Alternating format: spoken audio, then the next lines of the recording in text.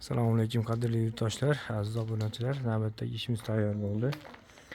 O'sha Akfa alyumin zolotoy profiliga eshik rom tayyorlaganmiz. Ayvon romi, xudo xolisi juda go'zal holatda chiqdi. Eshiklari balkon profildan bo'lgan. Robotxonadan kirganda mana birinchi o'ng qo'lda, chap qo'ldagi eshigimiz juda go'zal holatda.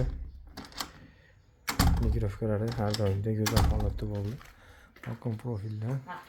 Bu ayvonning uzunligi 14 metr, kvadratiga 670 ming so'mdan tushdi. Oyna esa 2 qavat. Yo'dviga oq bo'lgan. O'zingizlar ko'rib turibsizlar, go'zal holatda, ajoyib shaklli bo'lgan. Romlari bu yerda. Oynasi yo'dviga oq bo'lgan paket.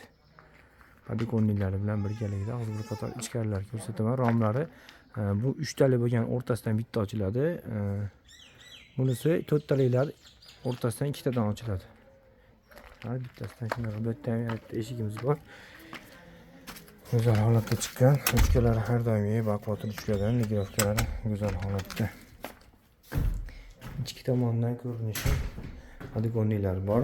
Hali berib padikonning qurimaganiga ish bostirib qo'yganmiz.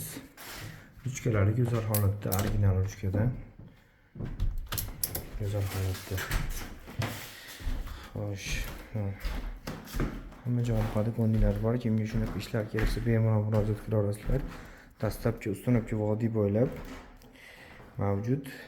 Nomerlar pastda yozib qo'yganmiz. Bemalol telefon qila olasizlar.